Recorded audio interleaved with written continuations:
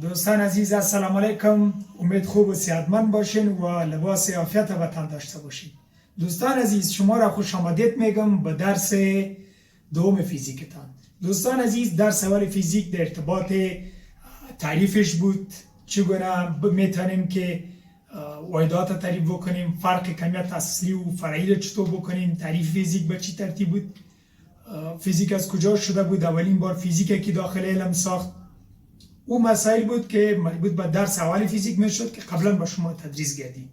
دوستان عزیز امروز بالای درس جدیدتان که سیستم‌های اندازه‌گیری است، خود اندازه‌گیری است، کدام واحد باید انتخاب شود، چی مسائل باید مد نظر بگیریم. دوستان عزیز امروز در مورد این موضوع با شما صحبت خواهیم داشت و ما دکتر ولی محمد ولی اخیل شما امروز درس پیش میبرم. دوستان عزیز امید مورد جلب توجه و مورد فهم شما قرار بگیره. دوستان عزیز بین بالای درس جدیدتان که عبارت از زمان است. دوستان عزیز زمان چی است؟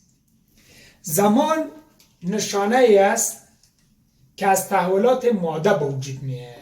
زمان نشانه است که از تحولات ماده به وجود میاد. دوستان عزیز هر زمانی که ماده تحول میکنه، نظر به تحولش دوستان عزیز خود زمان به وجود میاد. دوستان عزیز ما شما در مورد ماده به صورت مفصل در درس اول کیمیا صحبت داشتیم. دوستان عزیز در زمان دو موضوع مورد بحث قرار میگیره یا دو موضوع خیلی مهم است. دوستان عزیز یکی شروع وقوع یک پدیده است، یک موضوع چی وقت یا اتفاقی که میفته چی وقت شروع میشه دوستان عزیز، و دوم مدت دوام آن به چی اندازه، به چی مقدار، به چند ساعت دوام پیدا میکنه. این عبارت از مدت دوام زمان میباشه. دوستان عزیز به می ترتیب در مفاهیم اساسی بالای مکان گپ میزنیم. مکان چیست؟ جایی که جسم در یک زمان معین اشغال میکنه. فرضاً دوستان عزیز این جسم به این ترتیب حرکت میکنه، این قسمت یک جای اشغال کرده، در یک زمان معین اشغال نمیرسه که وقت هم در بر میگیره تا که اینجا میرسه و فاصله را که بین مواد وجود دارد دوستان عزیز و دوستان عزیز فاصله را که بین مواد وجود دارد یعنی عبارت از دوستان عزیز مکان است. مکان یعنی به این معنی که یک جسم در یک زمان معین یک جای که اشغال میکنه و یک مقدار فاصله که بین مواد وجود داشته باشه، یعنی اون قسمت میگیم که مکان است. دوستان عزیز میم بالای یک موضوع دیگه که عبارت از واحد است. واحد مقدار معین یا مشخص از هر کمیت را واحداً کمیت گویند. ما شما او روز بالای کمیت گپ زدیم دوستان عزیز که کمیت ها دو قسم بود، کمیت اصلی و فرعی. دوستان عزیز مقدار معین یا یک چیزی که مشخص میکنه یا کمیت، هر کمیتی که بود اونمون دوستان عزیز چیش میگن؟ واحدش میگن. دوستان عزیز و می ترتیب میم بالای شی و جسم. شی چیزی است که جسم فیزیکی از آن ساخته میشه. شی چی است؟ جسم چی است؟ شی چیزی است که جسم فیزیکی از آن ساخته میشه. مثلا آهن شی است و چوکی جسم فیزیکی است. دوستان عزیز از آهن ما شما چوکی نمیسازیم، بله میسازیم. وقتی که یک چیزی ساخته میشه اونمو دوستان عزیز عبارت از شی است. خیلی آهن چوکی رو میسازه، شی است و چی جور شد؟ چوکی جور شد. خیلی چوکی چی است؟ جسم فیزیکی است که موضوع استفاده میکنیم. امید فرق شی و جسم فهمیده باشی. دوستان عزیز برای اندازه‌گیری یک کمیت نکات ذیل باید در نظر بگیریم. او کمیت ها چی چیز است؟ وقتی که بخوای یک چیز رو محاسبه کنی، طولش یا عرضش یا یک قسمتش اندازه بکنی، دو موضوع باید مورد نظرت باشه همیشه. شماره یک انتخاب واحد مناسب. واحد مناسب باید بگیری استاندارد که همه مردم به او بلدیت کامل داشته باشه و استاندارد باشه. و دوم مقایسه کمیت مورد نظر با واحد انتخاب شده. مقایسه کمیت مورد نظر با واحد انتخاب شده. اما کمیتی که ما تو میخوایم اندازه بکنیم، فرضاً یک واحد هم برش در نظر گرفتی، باید دو تا را مقایسه کنیم به چه حالت است، به چه قسم است، شرایطش باید مد نظر بگیریم. دوستان عزیز من بالای در قسمت واحد انتخاب باید دو نقطه مورد نظر یا دو نقطه را مورد نظر بگیریم. در قسمت واحد انتخاب، در قسمت واحد انتخاب شده یا در قسمت واحد که ما تو انتخاب میکنیم، دو موضوع را باید مد نظر بگیریم. دوستان عزیز دو موضوع چی است؟ شماره یک واحد انتخاب شده باید ثابت باشه، واحدی که موتو انتخاب میکنیم باید ثابت باشه، تا نشه که تغییر بکنه. یعنی از یک تجربه تا تجربه دیگه اگر میگیم باید تغییر نکنه، ثابت باشه. و موضوع دوم دوستان، واحد انتخاب شده باید قابل دسترس باشه، یعنی همون واحدی که موتو مد نظر میگیریم پیش مردم باشه یا مردم دسترسی کامل یا شناخت کامل به او داشته باشه. بنابراین در شناخت واحد یا در انتخاب واحد باید دو موضوع رو مد نظر بگیریم، یکی که ثابت باشه، دیگر قابل دسترس باشه. دوستان عزیز، من بالای سیستم اندازه‌گیری. سیستم اندازه‌گیری در جهان دو نوع سیستم وجود داره یا دو نوع سیستم در جهان وجود داره. یکی سیستم انگلیسی است که شماره یک ما شما سیستم انگلیسی برش میگیم و دوم سیستم متریک است. دوستان عزیز، دو نوع سیستم داریم، سیستم انگلیش و سیستم متریک. دوستان عزیز، فعلا بالای سیستم انگلیش که بخش اول از سیستم اندازه‌گیری بالای صحبت میکنیم. در زمان سابق که انگلیس کشور بسیار پیشرفته بود و بسیار پیشرفت کرده بود، مردم به خاطر واحدات از سیستم انگلیسی استفاده میکرد. در سیستم انگلیسی، سیستمی را که باید ما خود مورد مطالعه قرار بدیم، عبارت سیستم FPS است. دوستان عزیز، سیستم FPS چی مانا؟ این مخفف از چی است؟ چی مانا؟ در سیستم FPS F مانای فوت میته که ما شما طول توسط فوت اینجا محاسبه میکنیم. دوستان عزیز، P مانای پاوند میته یا بعضی جای دوستان عزیز LB هم میگه که جر و جنجال نکنی کتش، LB هم برش میگه، پاوند هم میگه. ای دوستان، ای شاگرد عزیزم کتله را توسط پاوند محاسبه میکنه یا LB. و دوستان عزیز، T زمان است که انمی S نشاندهی ببخشید دوستان، که انمی S که مانای سکند میته، یعنی توسط سکند موتو چی رو محاسبه میتونیم؟ زمان محاسبه میتونیم. دوستان عزیز، بعضی از واحداتی که قابلیت تغییر و تبدیل داره او را برتنشته کردیم. و دوستان فراموش نباید بکنیم که سیستم انگلیسی فعلا قدر زیادتر استفاده نمیشه، به خاطر از اینکه زمانی که ما شما محاسبه میکردیم یا در محاسبات کار میگرفتیم یا در محاسبات کار میگیریم یا در زمان سابق کار میگرفتن، در محاسبه مشکل به وجود می آورد، اشتباه صورت می گرفت یا مغلق میشد، پیچیده میشد. از او خاطر کم مشکلات خود داشت. بنان یک چند واحدی که تا به فعل حال مورد استفاده قرار میگیره ما براتون اشاره کردیم. دوستان عزیز، یک فوت مو شما 12 اینچ است. باید یاد بگیرین چون زیادتر جای ما شما سر و کار داریم. یک فوت مو شما 30.48 سانتی متر، یک فوت 30.48 سانتی متر است. دوستان عزیز، یک پاوند یا پاوند ما شما میتونیم LB هم بگوییم، جایی که روبرو شدیم پاوند یا LB یک چیز است که یک پاوند یا LB ما شما 453.6 گرم است. یک سلگ ما شما 14.59 کیلوگرم است. دوستان عزیز، یک مایل زیادتر در موترها استفاده میشه وقتی که موتر فاصله را طی میکنه. دوستان عزیز، یک مایل ما شما 1609.3 متر است. به این ترتیب یک مایل ما شما 5280 فوت است. یک مایل ما شما 63360 انچ است. و یک یارد دوستان عزیز، اگر یک بازی را برتان معرفی بکنم شاید زیادتر تان بشناسیم، بازی گلف است که زیادتر وقتا در قرغه و جایا مردم میرن ورزش میکنن و توبه کیست توبه کتاکی میزنه. دوستان عزیز، اونجا یارد محاسبه میکنه. اگان گیم هم در موبایل سابق بودم این گیم از اینی که گلف که میزنن یا گلف که میزنن. دوستان عزیز، یک یارد ما شما چند فوت است؟ 3 فوت است. دوستان عزیز، همین که در سیستم انگلیسی مشکلات به وجود آمد، یعنی در محاسبه مغلق میشد، بنان علمای فیزیک، کمیته جهانی فیزیک میشند در سال 1339 شمسی. دوستان عزیز، سیستم دیگر به وجود میانه که عبارت است سیستم متریک است. سیستم متریک دوستان سیستم جدید است که تا به فعل حال تا به امروز دوستان عزیز ما شما از سیستم متریک کار میگیریم. دوستان عزیز، در سیستم متریک 3 سیستم دیگر شامل است که یکیش دوستان عزیز عبارت از سیستم CGS است، شماره 2 سیستم MKS است، شماره 3 دوستان سیستم چی است؟ MTS است. ماشاءالله. در سیستم CGS دوستان عزیز 3 واحد فاصله است یا واحد طول است. سی یعنی طول دسته سی جی اس به سانتیمتر محاسبه میکنی. سی یعنی سانتیمتر. جی دوستان عزیز یعنی جی چی مانه گرام. خیلی دسته سی جی اس ما شما کتله را به چی محاسبه میکنیم؟ گرام محاسبه میکنیم. دوستان عزیز اس مانای سکند میده که زمان را به چی محاسبه میکنیم؟ سکند یا ثانیه. دوستان عزیز با یاد بگیرید، بسیار آسان است. دوم سیستم MKS. در سیستم MKS ما شما ام چی مانا؟ ام یعنی متر. در سیستم MKS طول به متر محاسبه میکنیم. طول دوستان عزیز به متر محاسبه میکنیم.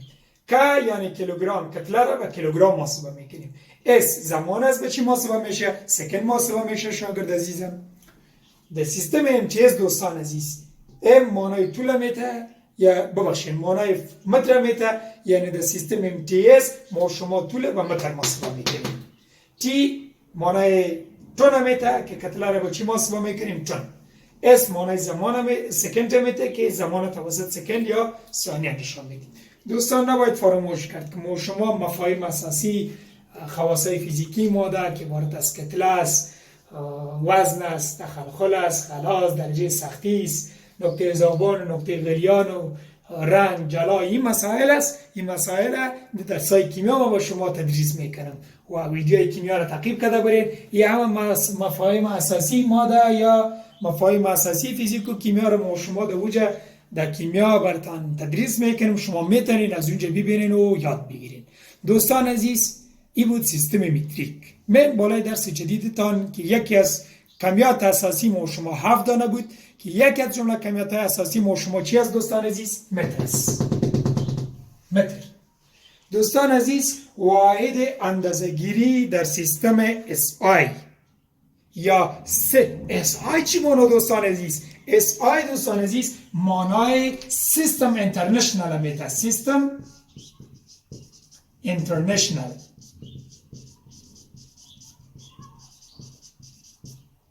دوستان عزیز سیستم SI یعنی سیستم انترنشنال. یعنی سیستم است که بین المللی است. خب دوستان عزیز متر واحد اندازه‌گیری در سیستم SI یا خود در سیستم SI ما شما متر واحد معیاری قبول کردیم. یعنی یک واحد معیاری در سیستم SI است متر. دوستان عزیز متر اولین بار یا متر معیاری استاندارد. معیاری معنی استاندارد متر دوستان عزیز. متر معیاری یا استاندارد برای اولین بار الیاش. دوستان عزیز باید شاید یا با شما سوال اتفاق بیفته که استاد محترم الیاش چی معنی؟ الیاش به این معنی دوستان عزیز که یک فلزه توسط فلز دیگه رنگ میکنه تا باشه فلز مقاومت زیاد شود. این می عملیه را الیاژ میگن.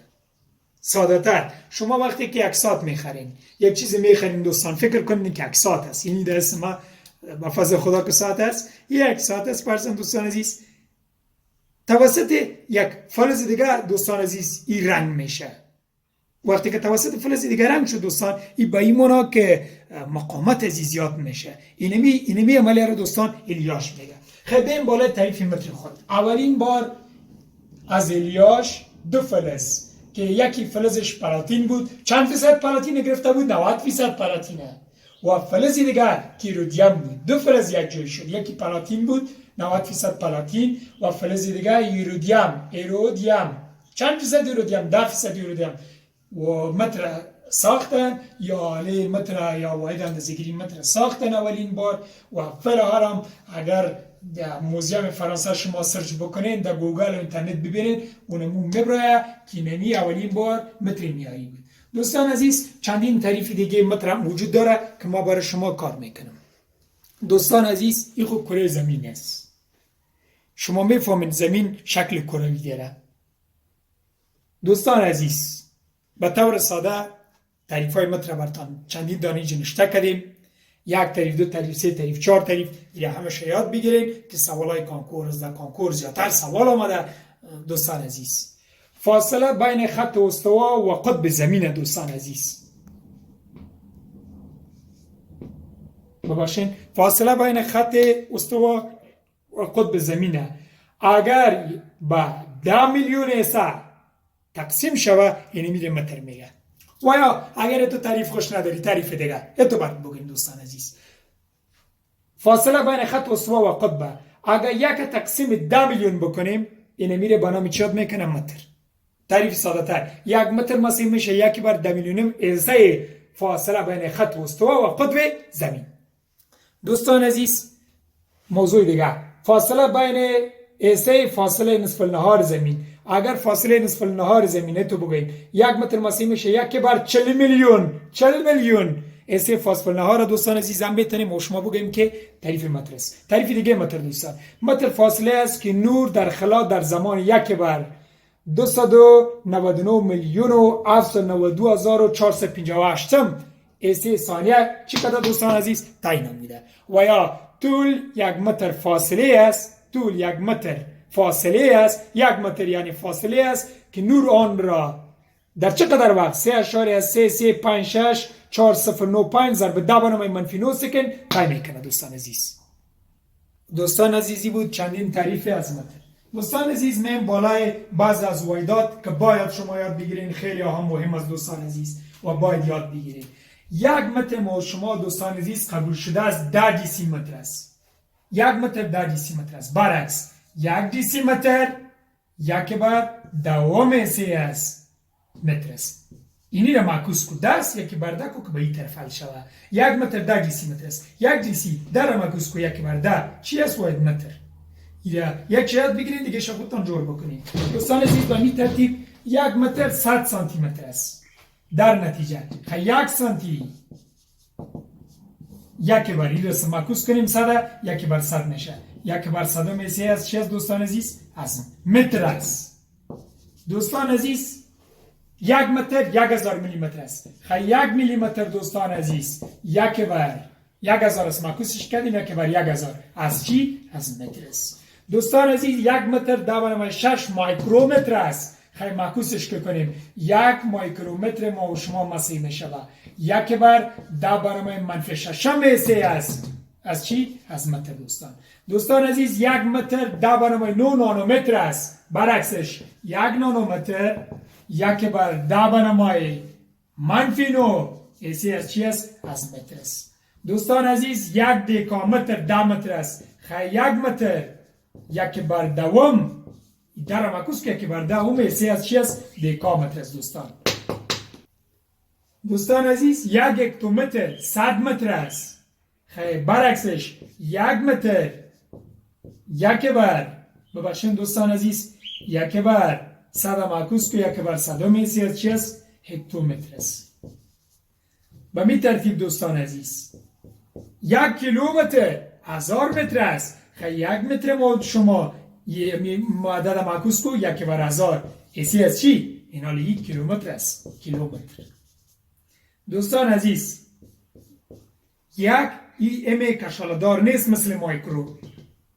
ای ام کلان بازی میخورد 1 مگامتر 10 از متر است. خیلی 1 متر ما شما ایره که معکوس کنم نظر به قوانین توان شما در جبر خواندین وقتی که معکوس شوه نمایش اگه مثبت بود منفی میشه. 10 منفی 6 میشه است. چی است؟ از مگا متر است. دوستان عزیز 1 گیگامتر 10 9 از متر است. گیگامتر مسیب 10 9 از متر است. خیلی پس 1 متر ما شما 1 بر نما وقتی که معکوس میکنی نمایدت اگر منفی بود مثبت میشه، مثبت بود منفی میشه. آره مثبت است خیلی منفی میشه. باز اگر منفی بود مثبت میشه. آره مثبت است خیلی منفی میشه. 10 بر منفی 9 میشه از چی است؟ از گیگا متر است. دوستان عزیز اگر از الجبر فراموش کردین این موضوع رو میخوایم اینجا براتون بگویم. دوستان عزیز 10 بر مثبت 9 معکوسش کو 1 بر 10 بر مثبت 9 وقتی که معکوس شود گفتم علامه ما چی میکنه؟ تغییر میکنه. تا درس الجبر خواندید 10 بر مثبت 9 10 بر چند میشه؟ منفی 9. فرض کنید داریم دوستان عزیز 10 بر منفی 5 معکوسش کو دوست عزیز 1 بر 10 بر نمایش که منفی بود مثبت میشه، اگر مثبت بود منفی میشه. حالا منفی است خیلی نمایش مثبت میشه. 10 بر مثبت 5. دوستان عزیزی به این ترتیب. دوستان عزیزی بود واحدات کمیت واحدات که از متر است باید یاد بگیرین و دقیق درست کار بکنین و در مغز باید این جابجایی کنین. دوستان عزیز این بود درس امروزی ما شما امید مورد پسند شما قرار گرفته باشه و تانسته باشم یک چیزی به شما برسانم و شما کوشش کنین هم از یاره مسائل کار بکنین. اگر چیزی مشکل داشتین نفهمیدین در کامنت بنویسین یا مشکلتان روان بکنین، ما برایش کار میکنم تا مشکل شما به زودی حل گردد. دوستان عزیز، موفقیت پیروزی شما رو خواهانم.